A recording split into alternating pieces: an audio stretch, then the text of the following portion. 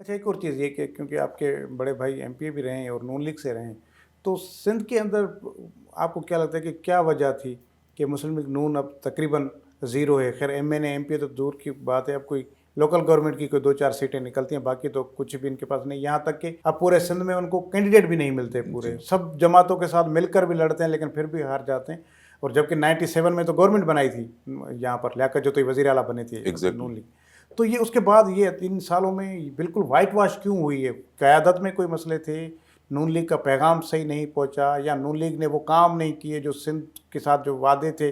تو وجہ کیا تھی کہ اب نون لیگ یہاں سے وائٹ واش ہو چکی ہے؟ دیکھیے جی، اس کی سب سے بڑی مثال تو ہمارے سامنے اس صوبہ سندھ کے بہت سینئر سیاستدان جو کہ سابق وزیر اعلیٰ بھی تھے، سید غوث علی شاہ صاحب. غوث علی شاہ صاحب کو جب انہوں نے بالکل دیوار سے لگا دیا تو ہم تو پھر بھی الیکٹیبلز تو ہیں ہم، بٹ شاہ صاحب کی ایک اپنی ویلیو تھی.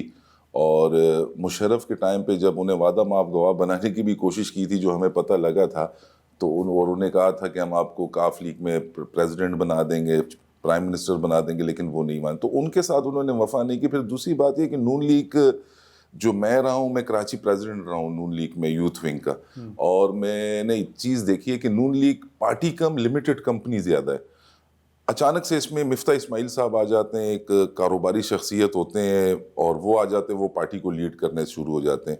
وہ تھوڑے دن رہتے ہیں، اس کے بعد اچانک سے ہمارے گورنر جو تھے زبیر صاحب آ جاتے ہیں، پارٹی ان کو دے دی جاتی ہے. اب زبیر صاحب کو علم ہی نہیں ہے کہ میں نے یہ کیا سروسز تھی اس پارٹی میں کتنی مرتبہ پروٹیسٹ کیے ہیں، کتنی مرتبہ جیل جا چکا ہوں.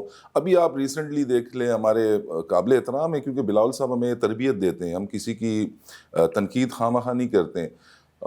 بشیر میمن صاحب ایف آئی اے میں تھے، ان کو بس اس لیے وہ لایا گیا کہ جی زرداری صاحب کے خلاف 1 2 باتیں انہوں نے کر لی اور ان کو نواز دیا. اب بشیر میمن صاحب کو کیا پتا کہ بھٹا ولیج کے ماڑی جزیرہ بابا بیٹ میں نون لیگ کا ورکر تھا، وہ کہاں تھا، کونسلر تھا، چیئرمین تھا.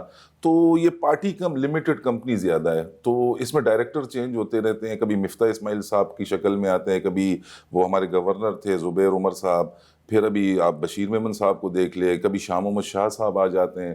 تو اسی طریقے سے پیپلز پارٹی میں جو چیز میں نے دیکھی، آج سعید غنی ہمارے پریزیڈنٹ ہے، تو ان کو چنیسر ٹاؤن سے لے کے کیماڑی ٹاؤن، ملیر ٹاؤن، شاہ فیصل ٹاؤن، وہاں پہ موجود ہر ورکر کا نام بھی آتا ہے. وقار مہدی صاحب ہو گئے، نثار کھوڑو صاحب ہو گئے، وہ گراس روٹ سے وہ اوپر آئے. سعید غنی صاحب یو سی چیئرمین ہوا کرتے تھے، پھر اس کے بعد وہ سینیٹر بنے، پھر اس کے بعد وہ ایم پی اے بنے، آج وہ ماشاءاللہ منسٹر اور کراچی کے پریزیڈنٹ ہے.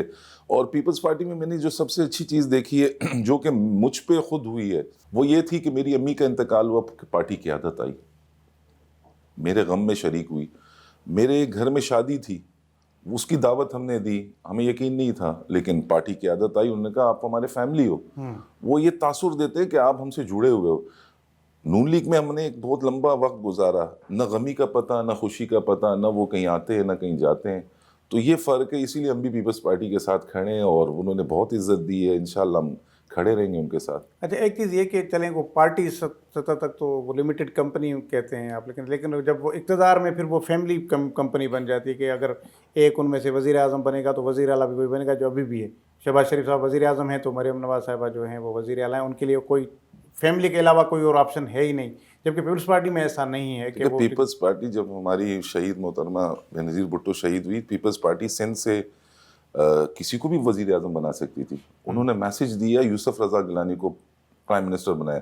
پھر یوسف رضا گیلانی کے خلاف ایک سازش ہوئی اور ان کو عدالت کے ذریعے ہٹوایا گیا. تو بھی سندھ سے خورشید شاہ صاحب بن سکتے تھے، نوید قمر صاحب بن سکتے تھے، ایون کہ ادی بھی اس وقت اسمبلی کی ممبر تھی، وہ بن سکتی تھی. انہوں نے پھر راجہ پرویز اشرف کو بنایا، پھر پوٹوہار سے، پھر پھر سلائکی بیلٹ سے، جی پھر پوٹوہار بیلٹ سے، پوٹوہار سے بنایا. ابھی سندھ میں اور ابھی جو گورنر ہے وہ پھر آپ کے ادھر وہ سے میرے ضلع کے ایبٹ آباد سے، جی وہیں سے اٹک سے میرے ضلع سے ہیں. گورنر سردار صاحب بہت نفیس انسان ہیں. ابھی انہوں نے لاہور میں ایک بہت بڑا ایونٹ کیا جو پی ایس ایف ہمارے پیپل اسٹوڈنٹ فیڈریشن کے سے ہوا، اس میں ان کی کافی سپورٹ تھی گورنر صاحب کی.